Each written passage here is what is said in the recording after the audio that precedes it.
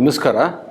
ನಾನು ಡಾಕ್ಟರ್ ಸಮರ್ಥ ರಾವ್, ಅಮೃತ Ayurvedic centre ಬಸವನಗುಡಿಯಲ್ಲಿ practice ಮಾಡ್ತಾಯಿದ್ದೀನಿ. ಹಿಂದಿನ ಸಂಚಿಕೆಗಳಲ್ಲಿ ದಿನಚರ್ಯೆಯದು ಹಲವಾರು ಟಾಪಿಕ್ಸ್ನ ನಾವು ಡಿಸ್ಕಸ್ ಮಾಡಿದ್ವಿ. ಈ ಸಂಚಿಕೆಯಿಂದ ನಾವು ಆಹಾರದ ಬಗ್ಗೆ ಮಾತಾಡ್ಕೊಂಡು ಹೋಗೋಣ. ಸ್ವಾಭಾವಿಕ ಇಚ್ಛೆಗಳು ಅಂತ ನಾನು ಲಾಸ್ಟ್ ಟೈಮ್ ಹೇಳಿದೆ. ಹಶ್ವಾಗೋದು, ಬಾಯಾರಿಕೆ ಆಗೋದು, ನಿದ್ದೆ ಮಾಡೋದು, ಸೊ ಹೀಗೆ ಸ್ವಾಭಾವಿಕ ಇಚ್ಛೆಗಳು ಅಂತ ನಮ್ಮ ದೇಹಕ್ಕೆ ಇವೆ. ಅದು ಸ್ವಭಾವದಿಂದ ಬರುತ್ತೆ. ಇವಾಗ ನಾವು ಗಾಡಿ ಓಡಿಸ್ತಾ ಇರ್ತೀವಿ, ಗಾಡಿ ನಾವು ಪೆಟ್ರೋಲ್ ಆಗೋಯ್ತು ನಿಲ್ಲ ಥರ ಬಂದಾಗ ನಾವು ಪೆಟ್ರೋಲ್ ಹೋಗಿ ಹಾಕ್ಸ್ಕೊತೀವಿ, ಅದು ಮೀಟ್ರ್ ರೀಡಿಂಗ್ ಇರುತ್ತೆ. ಹಾಗೆಯೇ ನಮ್ಮ ದೇಹಕ್ಕೆ ಸ್ವಾಭಾವಿಕವಾಗಿ ಅದರ ನೀಡ್ಸ್ ಅಂತ ಇರುತ್ತೆ.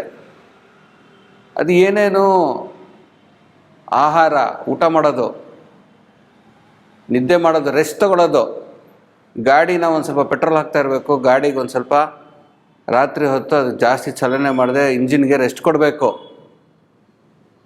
ನೀರು ಹಾಕಬೇಕು, ತೃಷ್ಣ ಇದು ಕುಡಿಯೋದು. ಸೊ ಆಹಾರ ಇದೆಲ್ಲ ಸೇವನೆ ಮಾಡೋದಕ್ಕೆ ಆ ದೇಹಕ್ಕೆ ಬೇಕಾಗಿರೋ ಪೋಷಣೆ ಎಲ್ಲ ಬೇಕಾಗತ್ತೆ. ನೀರು, ಆಹಾರ, ನಿದ್ದೆ ತುಂಬ ಇಂಪಾರ್ಟೆಂಟು. ಆದರೆ ಈ ಆಹಾರನೇ ನಾವು ಕರೆಕ್ಟಾಗಿ ವಿರುದ್ಧವಾಗಿ ಸೇವನೆ ಮಾಡೋದು, ಅತಿಯಾಗಿ ಅಲ್ಪವಾಗಿ ಸೇವನೆ ಮಾಡೋದು, ಈ ರೀತಿ ಮಾಡ್ಕೊಂಡು ಹೋದರೆ ದೇಹಕ್ಕೆ ಸಾಕಷ್ಟು ತೊಂದರೆಗಳು ಈ ಆಹಾರದಿಂದನೇ ಬರೋಕ್ಕೆ ಶುರುವಾಗುತ್ತೆ. ಈ ಆಹಾರದಲ್ಲಿ ನಾವು ಫಸ್ಟು ಆಹಾರನೇ ತಿಂದೇ ಇದ್ದರೆ ಏನಾಗತ್ತೆ? ಜಠರದಲ್ಲಿ ಒಂದು ಅಗ್ನಿ ಅಂತ ಇರುತ್ತೆ. ಇವಾಗ ಈ ಅಗ್ನಿಗೆ ನಾವು ಆಹಾರ ಹಾಕ್ತಾ ಇರಬೇಕು. ಒಂದು ಆ್ಯಪಿಟೈಟ್ ಇದೆ ಅಗ್ನಿ. ನನಗೊಂದು ಇಚ್ಛೆ, ನಾನು ಆಹಾರ ತಿನ್ನಬೇಕು ಅನ್ನೋದು ಒಂದು ಇಚ್ಛೆ. ಇದು ಹೊಟ್ಟೆ ಒಳಗಡೆಯಿಂದ ಬರುತ್ತೆ. ಇದು ಇಚ್ಛೆ, ನನಗೆ ಹಸುವಾಗ್ತಾ ಇದೆ, ನನಗೆ ಆಹಾರ ಬೇಕು. ಅದು ನಾವು ಸೇವನೆ ಮಾಡ್ತಾರಂಗೆ ಅದು ಪೋಷಣೆ ಆಗಿ ಇಡೀ ದೇಹಕ್ಕೆ ಹೋಗುತ್ತೆ. ಇವಾಗ ನಾವು ನಮ್ಮ ಡಿಸ್ಟ್ರಿಕ್ಟ್ಗಳಲ್ಲಿ ನಾವು ಒಂದು ನಾಯಕನ್ನು ನಾವು ವೋಟ್ ಹಾಕಿ ಎಲೆಕ್ಟ್ ಮಾಡ್ತೀವಿ. ಆ ವ್ಯಕ್ತಿ ನಮ್ಮ ಡೆಲ್ಲಿ ಹೋಗಿ ಲೋಕಸಭೆನೋ ರಾಜ್ಯಸಭೆಯಲ್ಲಿ ಕೂತ್ಕೊಂಡು ನಮ್ಮ ಪರವಾಗಿ ಮಾತಾಡ್ತಾರೆ. ಹೀಗೆ ಇಡೀ ದೇಹದ ಪರವಾಗಿ ಒಂದು ಅಗ್ನಿ ಮಾತಾಡತ್ತೆ. ಅಗ್ನಿ ಕೇಳತ್ತೆ, ಬೇಕು ಆಹಾರ, ಹಸಿವು ಅಗ್ನಿ, ಇದು ದೊಡ್ಡ ಕನೆಕ್ಷನ್. ಹಸುವಾದಾಗ ಊಟ ಹಾಕಬೇಕು. ಅಲ್ಲಿ ಡೆಲ್ಲಿಯಲ್ಲಿ MP ಕೂಗ್ತಾರೆ, ನಮ್ಮ ಪ್ರದೇಶದಲ್ಲಿ ನೀರು ಸರಿಗಿಲ್ಲ, ಬೇರೆ ಸ್ಟೇಟಿಂದ ನೀರು ಬೇಕು, ಅವಾಗ ಕೊಡಬೇಕು. ಇಲ್ಲದ್ರೆ ಏನಾಗತ್ತೆ? ಇಡೀ ನಮ್ಮ ನಾಡಿಗೆ ನೀರಿರಲ್ಲ. ಈ ಕತೆ ಹೀಗೆ ನಮ್ಮ ದೇಹದಲ್ಲೂ ಕೂಡ ಈ ಅಗ್ನಿ ಅನ್ನೋದು ಇಡೀ ದೇಹಕ್ಕೆ ಒಂದು ವಾಯ್ಸ್, ಆಹಾರ ಬೇಕು ಅಂತ ಹೇಳೋದು. ನಾವು ಆಹಾರ ಹಾಕದೇ ಇದ್ದರೆ ಏನೇನಾಗುತ್ತೆ ದೇಹಕ್ಕೆ? ಆ ಅಗ್ನಿ ಫಸ್ಟು ಹಿಂದಿಂದ ಇದ್ದಿದ್ದ ಆಹಾರ ಜೀರ್ಣ ಮಾಡ್ಕೊಂಬಿಡುತ್ತೆ, ಹಳೆ ಸ್ಟಾಕು.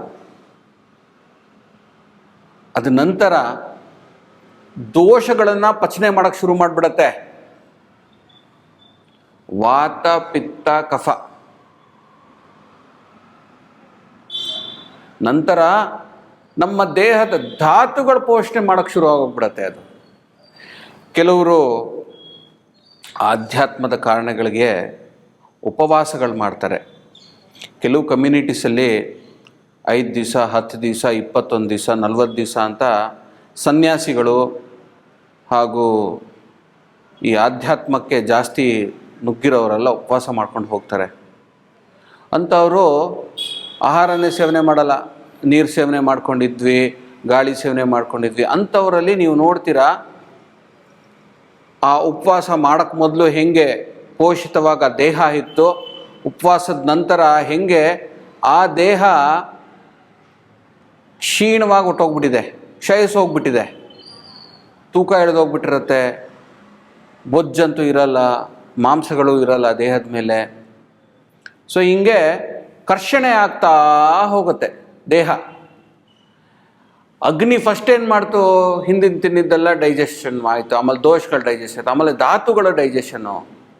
ಇನ್ನೂ ನೀವು ಹಾಕ್ಲಿಲ್ವಾ ಆಹಾರ, ಆ ಧಾತು ಡೈಜೆಷನ್ ಆಗ್ತಾ ಇರೋಂಗೆ ಪ್ರಾಣಾನೇ ಡೈಜೆಷನ್ ಮಾಡ್ಕೊಂಡು ಹೊಟ್ಟೋಗ್ಬಿಡತ್ತೆ. ಅದಕ್ಕೆ ಆ ಸಾಮರ್ಥ್ಯ ಶಕ್ತಿ ಇದೆ ಅಂತ ಆಯುರ್ವೇದ ಹೇಳುತ್ತೆ. ಸೊ ಮುಖ್ಯವಾಗಿ ಏನು ಅಂದರೆ ಆಯುರ್ವೇದದಲ್ಲಿ ಹೇಳೋದಿಷ್ಟೇ, ಈ ಸ್ವಾಭಾವಿಕ ಇಚ್ಛೆಗಳು ಬಂದಾಗ, ಅದು ಹಸಿವು ಬಂದಾಗ ಆಹಾರ ಕೊಡಬೇಕು ಅಂತ. ಈ ಆಹಾರ ನಾವು ಕರೆಕ್ಟಾಗಿ ಕೊಡಬೇಕು. ಒಂದು, ನಿಮ್ಮ ಹಸುವನ್ನು ನೀವು ಗಮನಿಸೋದು ಕಲ್ತ್ಕೊಳ್ಳಿ.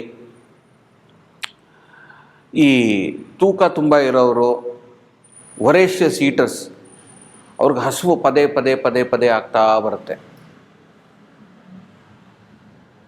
ಹಸುವು ಪದೇ ಪದೇ ಯಾರ್ಯಾರಿಗೆ ಬರುತ್ತೆ, ತುಂಬ ಕೆಲಸ ಮಾಡೋವ್ರಿಗೆ, ಬೆಳೆಯೋ ಮಕ್ಕಳಿಗೆ, ಅವರಿಗೆ ಹಸುವು ಬಂದಾಗ ಒಳ್ಳೆ ಆಹಾರ ಒಂದು ಕೊಡಿ ಅವ್ರಿಗೆ. ಈ ಆಹಾರ ಕೊಡೋದು ತುಂಬ ಇಂಪಾರ್ಟೆಂಟು. ಕೆಲವರಿಗೆ ತುಂಬ ಈ ಚಪ್ಪಲ ಜಾಸ್ತಿ ಇರುತ್ತೆ, ಅವ್ರಿಗೆ ಹಸುವು ಪದೇ ಪದೇ ಪದೇ ಬರ್ತಾ ಇರುತ್ತೆ, ಅದು ಒಳ್ಳೆ ಹಸು ಅಲ್ಲ. ಅದು ನಮ್ಮ ಆಯುರ್ವೇದದಲ್ಲಿ ಹೇಳ್ತೀವಿ, ಹೆಂಗೆ ಒಂದು ಹಳೇ ಮರ, ಅದ್ರ ಒಳಗಡೆ ಎಂಟಿ ಸ್ಪೇಸ್ ಇರುತ್ತೆ, ಅಲ್ಲೇನಾರು ಬೆಂಕಿ ಹತ್ತಿಬಿಟ್ರೆ ಗಾಳಿನೂ ಬರ್ತಾ ಇರುತ್ತೆ, ಅದಕ್ಕೆ ಬೆಂಕಿನೂ ಉತ್ಪತ್ತಿ ಆಗ್ತಾ ಇರುತ್ತೆ. ಹಾಗೆ ಈ ಒಬೇಸಿಟಿ ಇರೋರಿಗೆ ಎಲ್ಲ ಸ್ರೋತಸ್ಸಸ್ ಎಲ್ಲ ಬ್ಲಾಕ್ ಆಗೋಗ್ಬಿಟ್ಟಿರುತ್ತೆ, ಅಲ್ಲಿ ಅಗ್ನಿ ಜೋರಾಗಿರುತ್ತೆ, ಅವರಿಗೆ ಹಸು ಯಾವಾಗಲೂ ಇರುತ್ತೆ, ಹಸು ತಿಂತಾ ಇದ್ದರೆ ಅದು ಬೊಜ್ಜಾಗಿ ಕನ್ವರ್ಟ್ ಆಗ್ತಾ ಇರುತ್ತೆ. ಇದು ಬೇರೆ ರೀತಿ ಹಸು. ಸೊ ಕರೆಕ್ಟಾಗಿರೋ ಒಂದು ಹಸುವು ನೀವು ಕಂಡುಹಿಡ್ಕೊಬೇಕಾಗತ್ತೆ.